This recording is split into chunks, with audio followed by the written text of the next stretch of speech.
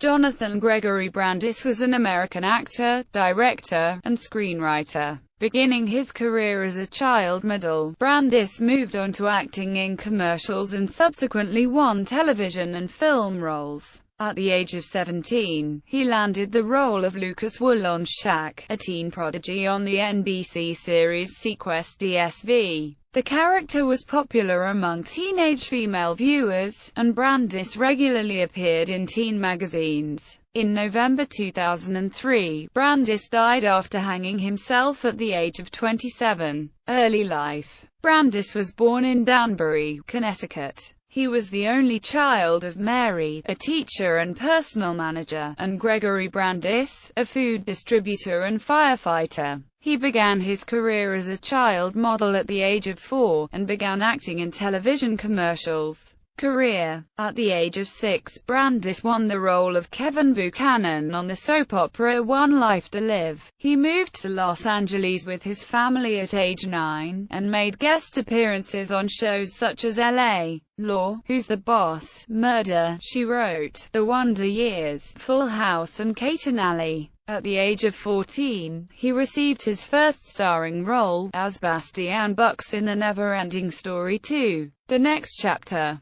That same year, Brandis played the young, stuttering Bill Denborough, the main protagonist in the 1990 film Stephen King's It, alongside Tim Curry. Based on the epic horror novel of the same name, Brandis' performance in the film was lauded by critics and audiences. Brandis then appeared in Sidekicks, co-starring Chuck Norris, and in Ladybugs, with actor-comedian Rodney Dangerfield. Around the age of 17, Brandis landed one of his best-known roles as scientific prodigy Lucas Woolonshack in Steven Spielberg's futuristic science fiction series Sequest DSV. The role propelled him into teen idol status. At the height of his popularity, Brandis received approximately 4,000 fan letters a week, and had to be escorted onto the set of Sequest DSV by 3 studio security guards because of the many female fans present.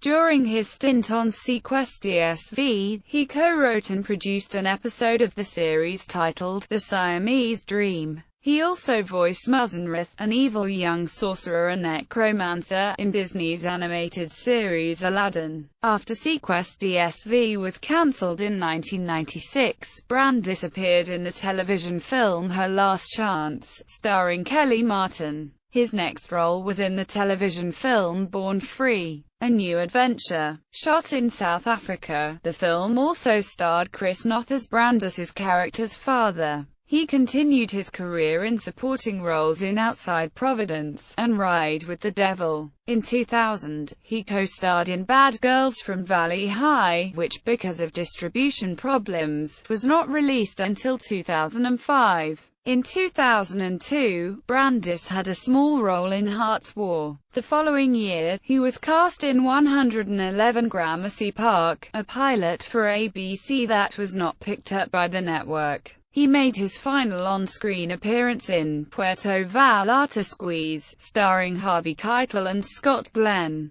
That film was also released after his death. In addition to acting, Brandis directed several independent films and authored screenplays. He also produced and directed the short film The Slainville Boys shortly before his death.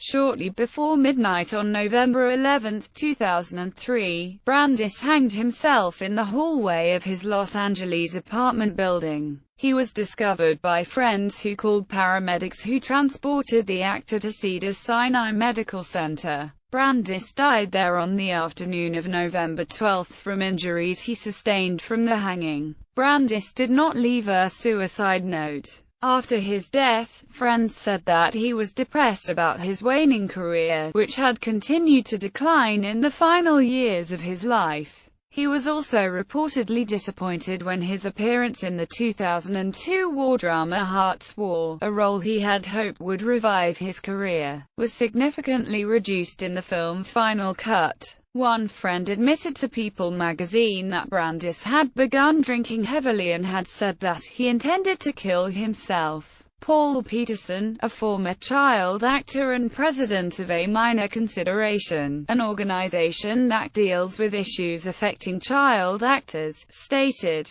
"Speculations as to the underlying cause of this tragedy are exactly that. Speculations. It serves no purpose to leap to conclusions, for none of us will really know what led Jonathan to his decision to take his life." Filmography, awards and nominations.